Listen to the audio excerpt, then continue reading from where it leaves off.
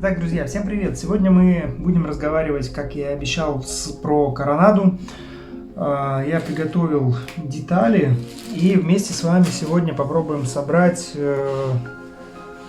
станок, пушку, все как полагается. Что такое коронада? Коронада — это гладкоствольное орудие, оно многим всем известно уже довольно хорошо. Она короткоствольная.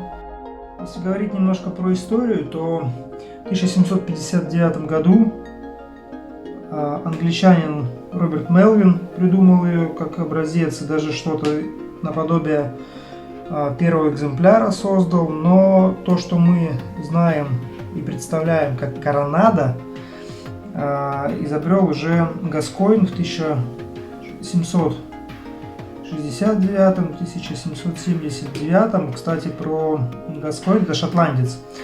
Очень знаменательная фигура. Он позже прибыл в Россию по приглашению Екатерины II, чтобы наладить производство артиллерии, коронад в частности. Личность весьма интересная, но я думаю, что мы поговорим в следующий раз про нее. Сегодня, наверное, про сами орудия. Я сейчас вырезаю детали из пластины М7. Вот. И сама коронада, она, конечно, очень примечательна. То есть я когда начал погружаться, смотреть, во-первых, их очень множество видов. Там, по-моему, не помню число, не буду вдаваться в подробности. Так, нам надо немножко зачистить перемычки, обязательно я это делаю. Так вот, коронада, чем она примечательна? Это орудие, которое имело довольно большое применение и устанавливалась чуть ли не на всех кораблях. Она на линейных кораблях располагалась на верхней палубе. И со временем сначала оно появлялось там на линейных и на фрегатах, и чуть позже оно стало появляться прям на всех уже там и на грузовых, и торговых судах. Из преимуществ оно было чуть легче, чем пушка, но при этом обслуживание данного орудия не требовало уже того количества экипажа, как с пушкой. Они были разные: 8, 24-фунтовые и так далее. 68-фунтовые, например, стояли на 12 апостолах. У них была одна очень интересная особенность. Ребят, вот если мы возьмем, например, и проведем эксперимент со стеклом, на каком-то расстоянии, метров, не знаю, 30-50, мы выстрелим из пистолета, у нас будет аккуратная дырочка, прям вот аккуратная, и трещины. Если же мы возьмем и с этим же расстоянием бросим гильзу или бросим камень, стекло разобьется вдребезги. Начальная скорость снаряда. Вот именно это играет здесь очень ключевую роль, потому что мортира представляла... не мортира, кстати, она пошла от коронады, там у них общее есть. Коронада представляла из себя очень грозную силу. Если в ближнем бою ядра особого вреда, в кавычках, я тут утрирую, не могли доставить кораблю, потому что они прошивали насквозь судно, и даже если они попадали где-нибудь там ниже ватерлинии, плотники очень быстро заделывали, такие, как специально вырезанные у них были, конопарь с паутиной, с смолой обмотанной, они быстро затыкали, и, в общем, ничего критичного, очень сильно критичного не было, конечно же. Вот. А с коронадой проблемы были очень серьезные, и были они по двум направлениям. Первое направление — это, конечно же, сила, с которой лупило ядро. Оно выламывало борта целые. Просто целый борт мог снести вот одним ядром. Я имею в виду кусок борта, конечно же. По одной из версий, в битве Меркурия с двумя линейными турецкими кораблями коронадой Меркурий снес одну из кают. То есть она там нависала условно над водой, но коронады они просто ее отправили в море. И второй, наверное, момент, который тоже является очень важным фактором, это щепа. Щепа, которая летела от бортов и поражала личный состав. Известно наверняка и вам, что люди погибали не от ядра, которые там как-то им что-то куда-то попадали, ну, отрывало, окей. Но большинство людей получало осколочные ранения с щепой, и эта щепа вызывала гангрену, и корабельные врачи не успевали ничего с этим сделать, находясь в открытом море. Еще медицина не на таком уровне была, ну и, в общем, от заражения кровью все умирали. Поэтому поражение щепой это было что-то с чем-то, очень неприятная история. И вот Коронада, конечно же, она эту штуку очень хорошо воплощала.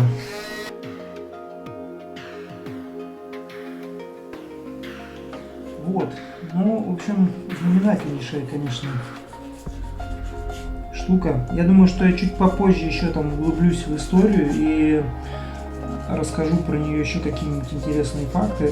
Ну, конечно, все вы знаете, что на Меркурии стояло 18 коронад, и за счет, ну, в том числе за счет коронад она умудрилась одержать победу, потому что коронады это оружие ближнего боя, и так как линейные корабли подошли очень близко к Меркурию, они не могли полноценно использовать весь свой линейный арсенал. Ну, то есть, по сути, я не хочу сказать, что они оказались примерно там в каких-то сложных условиях, но Меркурий не получал, скажем так, всего бортового залпа, который мог бы получить, находясь на дистанции.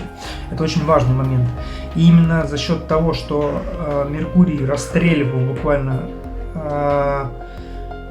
линейные корабли, у него в этом было большое преимущество. Скорость перезаряда коронады составляла, ну, по разным источникам, около минуты, в то время как на пушку там у англичан уходило 4-5, и при том, что мы говорим про турок, ну там еще дольше. Вот, соответственно, коронада еще примечательна чем? Так, пока я не забыл, нам необходимо взять салфетку, на которой мы будем сушить детали с чернением и с морилкой. Я для себя выбрал вот такую морилку. Я не хочу их оставлять в таком виде. Она не сильно изменяет цвет. Дуб. Морилка стоит 30 рублей. Купил я ее в обе. Шикарная вещь.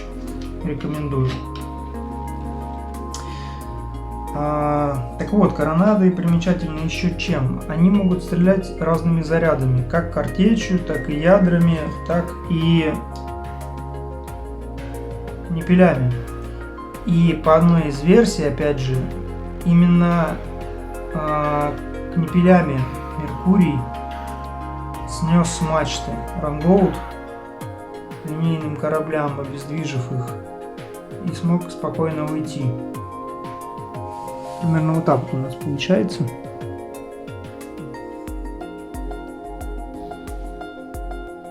Он сейчас еще подсохнет, еще посветлеет. Я взял вторую еще морилку Палисандр. Мне не очень понравилась. Она очень-очень такой темный. Неестественный темный. А вот данный цвет на... Ну, я не знаю, как тут под лампой будет. Данный цвет на палубе хорошо контрастирует и в целом, ну, приятно, он текстуру дерева подчеркивает. Вот почему почему я снимаю нагар, потому что он вся обрабатывается. Они умудрились рангоут снести именно коронадами. Коронады вообще уступили свое место в арсенале только когда уже появилось нарезное оружие. То есть, когда уже пошли металлические корабли, тогда уже, конечно, в гладкоствольном оружии необходимость отпала. У них еще из минусов, кроме дистанции, конечно же, опасно с точки зрения применения она была, потому что короткий ствол очень сильно выбрасывал искры от заряда пороха. и нередко случались пожары. Так, ну здесь все.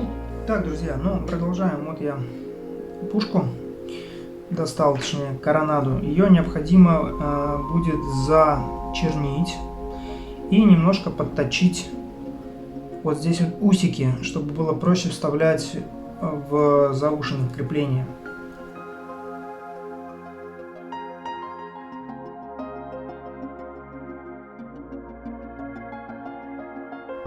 Вообще качество литья мне очень нравится у эскадры. Ну, если вы забыли, да, как она выглядит. Прям хорошая.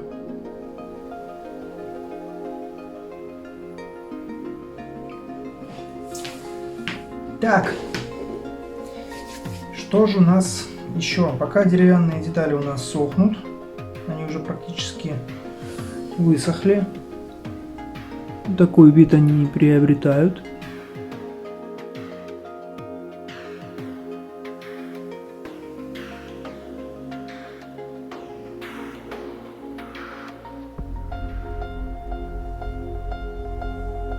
Так, друзья, теперь шкуркой на 2500. Тут имеется налет. Его, конечно же, лучше снимать, но так, чтобы не повредить рисунок. Тут имитация заклепок существует. Я для себя решил провести эксперимент. Вот здесь сейчас на фотографии вы видите пушку, которую я сделал самую первую, и я ее зачернил. Я зачернил практически все, что можно там было зачернить. Второй экземпляр я хочу сделать с зачернением только ствола и посмотреть, как будет смотреться. Заполированная деталь.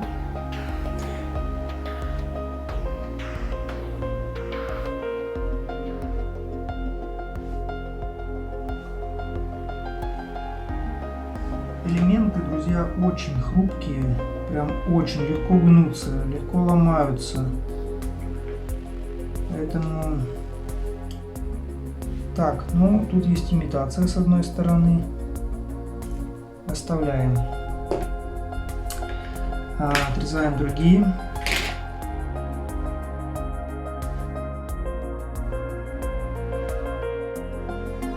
Дерево к дереву, цианокрилат еще можно подвинуть. Тут, конечно, еще есть. Вот здесь, чтобы клей не вылез, я буду намазывать вот эту сторону. Я использую чистый конец зубочистки, чтобы состыковать их.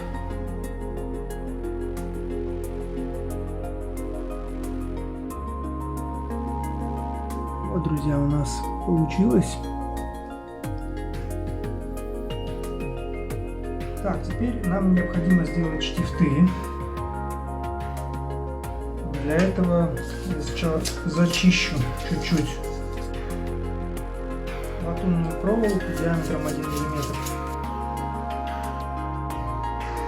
Вставляем и делаем засечку. Катаем вперед-назад без особых усилий относительно. Я не знаю, как это показать. Попробую показать на... В общем, мы получаем такой гвоздик. С одной стороны он откусан у меня кусачками снизу, а там, где у нас прошелся нож, он имеет такую как бы шляпку, что ли, полукруглую. Друзья, ну не знаю, тут моя камера точно это не берет, но надеюсь, что видно. В прошлой пушке у меня осталось вот такое одно колечко, которое у нас будет вставляться. Сейчас я покажу, как я их делаю. Но перед этим мы вставим штифт. Я до конца не утапливаю, мне нравится, когда вот выглядит это примерно вот так. На самом деле вот тут есть детали, которые уже можно приклеить, пока у нас заряжается наша сверлилка. Клеится это вот так вот сверху. Можно намазывать и клеить.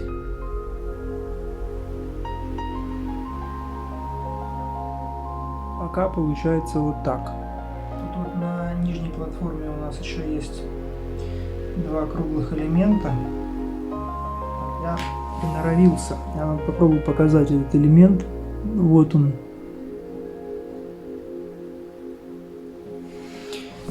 Ну что, клеим его.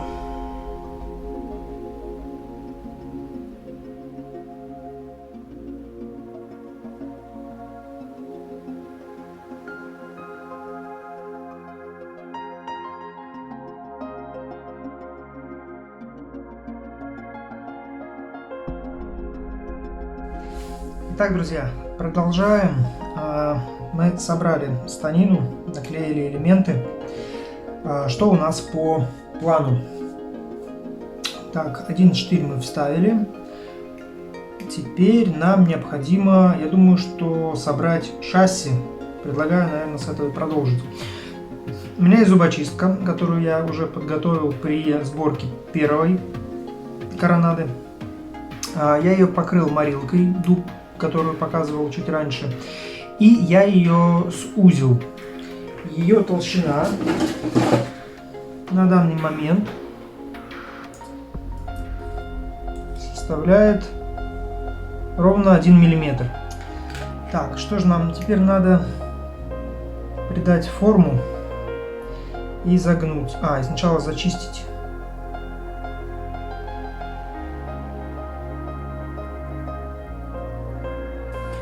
У нас получается вот такая история, в которую мы сейчас вставим ролик.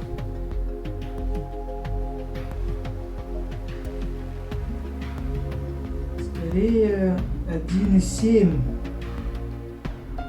где-то так, где-то в районе 1,7. Примерим, посмотрим.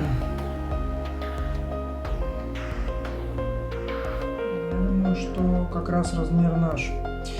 Можно приклеить, но перед этим отрежем вторую такую. Теперь берем нашу заготовку и немножко приклеиваем.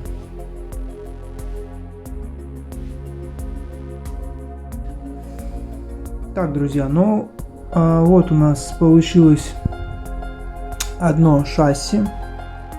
Теперь вклеиваем его станину. Так, одно готово. Приступаем к сборке второго.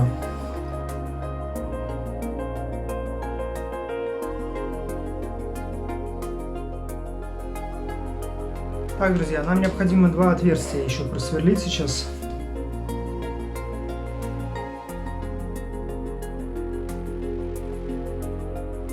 И сразу сделаем отверстие во второй нашей части.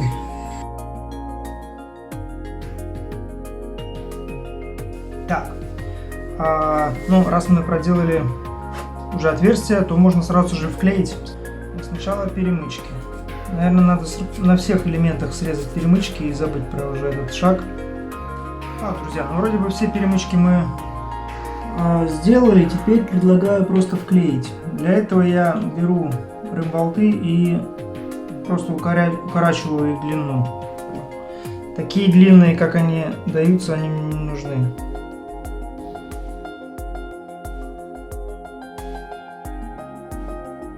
Так, и сразу второй. Я их стараюсь расположить в одной плоскости. Ну, вроде бы получилось. Вот, наверное, так будет видно. Так, продолжаем. Так, и вклеиваем еще два. Они строго горизонтально идут, но также длинные нам такие не нужны. Давайте, у нас уже будут вставляться кольца, которые мы сейчас и будем с вами делать. Из проволоки 0,5 мм.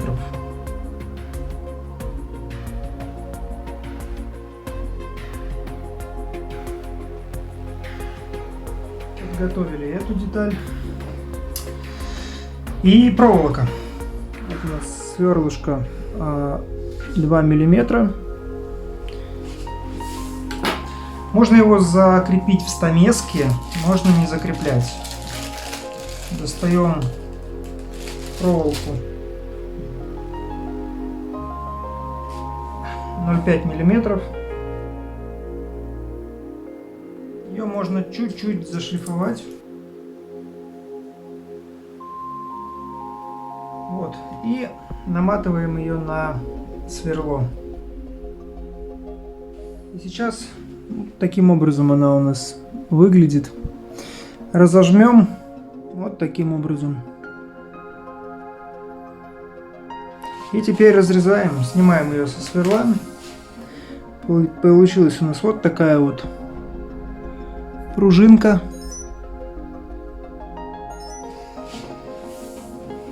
И нарезаем. Вот я не знаю, насколько видно будет. Там, где идет срез. Но у нас 2 полуколечка остаются. А так в целом у нас есть раз, 2. Вот, друзья, 8 полуколец у нас получилось с этой. То есть они у меня разомкнуты. Сейчас я не хочу их замыкать. Замкнем уже после того, как вставим. Поставить их можно уже, наверное, сейчас.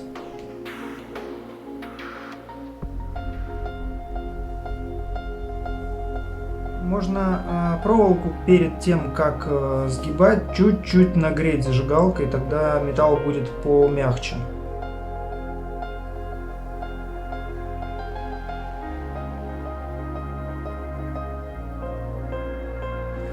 Так, приклеиваем теперь следующий элемент на эту же деталь.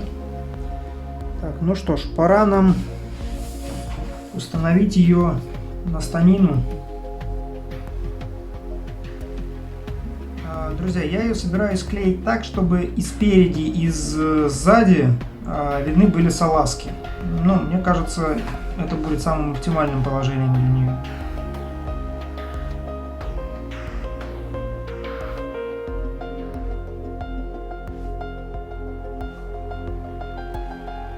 И к тем вещам я за уши колечки приклеил, друзья.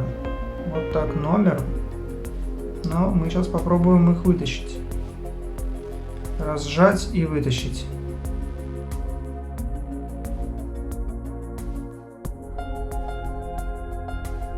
Оп, все. Так, ну что ж, заклеиваем элементы. Сейчас я поправлю тут. И вот наши боковые элементы. Не перепутать, тут с одной стороны есть заклепки, с другой нет.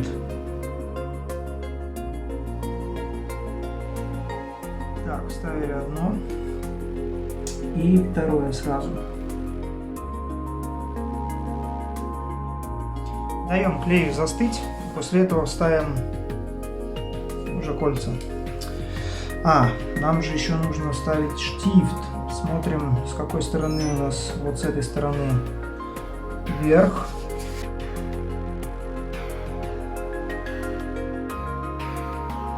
Ну вот, пока результат у нас вот такой.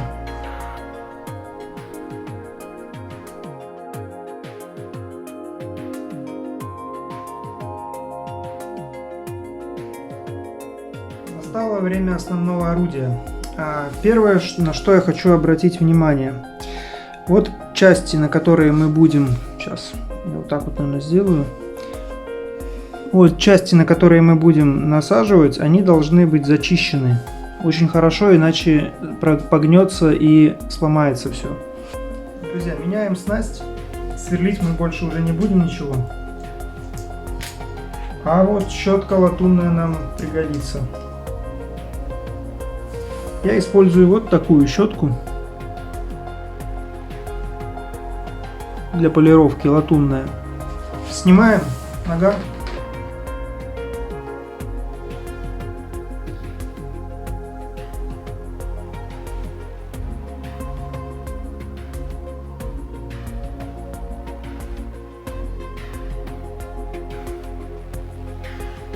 Ну что ж, друзья, вот так вот у нас выглядит заполированное орудие.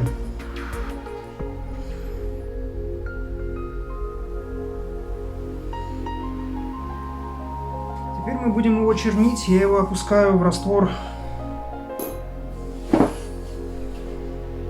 Можете уже видеть, как оно становится черным. Это раствор медного купороса. Кладем, чтобы высохла наша пушка. Ну, я на фотографии покажу, все на макросъемке.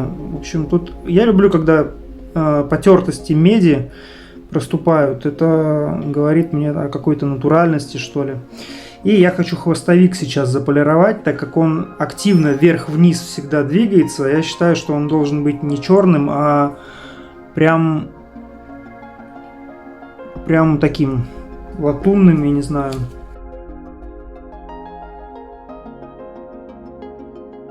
Верхушку и низ. Так, друзья, ну что у нас осталось? Вдеть кольца.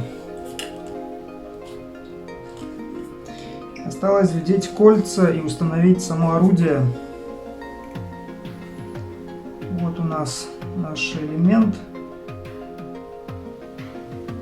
Сгибаем, опять же не до конца. Оп.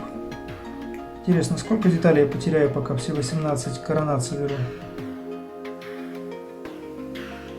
Я одним пинцетом держу, а другим гну ушко. Получается у нас ровная конструкция. И одеваю это все на коронаду.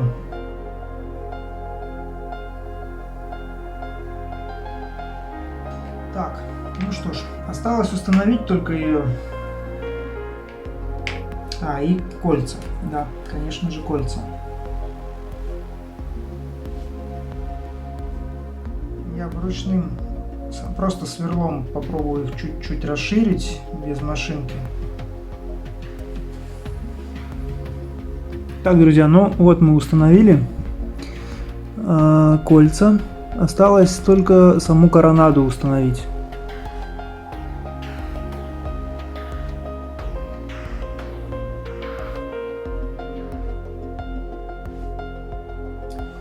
Так, и я нижнюю часть винта тоже буду сажать сейчас на клей, чтобы пушка не наклонялась вперед. Вот у нас получилась наша пушка.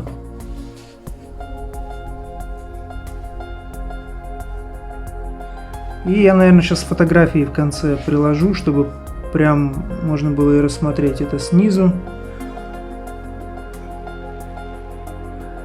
У нас получился один вариант с чернением, один вариант без чернения. Я предлагаю пока подумать, какой из них делать, какой не делать. Вот, ну и там уже будет видно.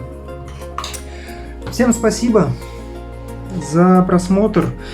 Переходите в группу ВКонтакте, будем там общаться, выкладывайте модели своих кораблей. Будем смотреть и радоваться вместе.